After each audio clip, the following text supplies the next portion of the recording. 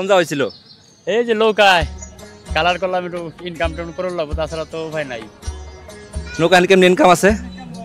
মোটামুটি আছে আর কি, চলার বিষয়। মানে প্রতি খেপ কয় ঘন্টা কত টাকা? ঘন্টায় হলে 200-250 দেয়। ঘন্টায় 200-250?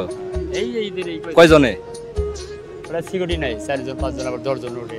ও মানে নৌকায় যে পর্যন্ত আরে এক খেপ এক ঘন্টায় যে কত বন হয়, কত নৌকা ঘন্টায় 200-250 টাকা। হ্যাঁ হ্যাঁ যাই গরিব মানুষ, তারপর একটা ইনকামের কামাই কিরকম হচ্ছে, মানুষ কিরকম হয়? না ওনে কামে এবার হইতেছে না। পানিটা তো কমে গেল এমন সময়। হ্যাঁ হ্যাঁ, পানিটা কমে গেল, কমে নেই, পরিস্থিতি খারাপ। আর লোক আর চালানি উঠবো না, আর লোক 18,000 টাকা খরচা গেছে।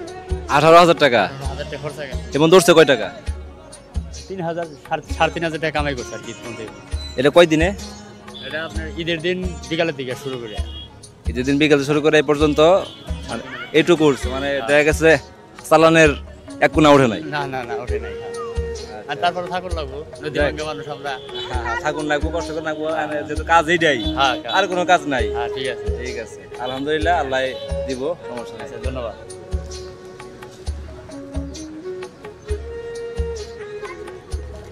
মানুষ কিরম আহে? ভালোই আহে। মোটামুটি কিরকম থাকে? কয় ঘন্টা কয় টাকা করে? ঘন্টা 500 টাকা। ঘন্টা 500 করে? আলহামদুলিল্লাহ, তো দেখ মোটামুটি খরচ উঠছে। আলহামদুলিল্লাহ আলহামদুলিল্লাহ। কারো কাছ থেকে তো ওরকম জুলুম করা হয় না, তাই না? না না জুলুম নাই। বাড়ার জন্য না বকশিস অনেকে খুশি হয়ে দেওয়া যায়। বকশিস যা খুশি হয়ে দেয় দেয়। চাও না এরকম, চাও দাম না লাগে না।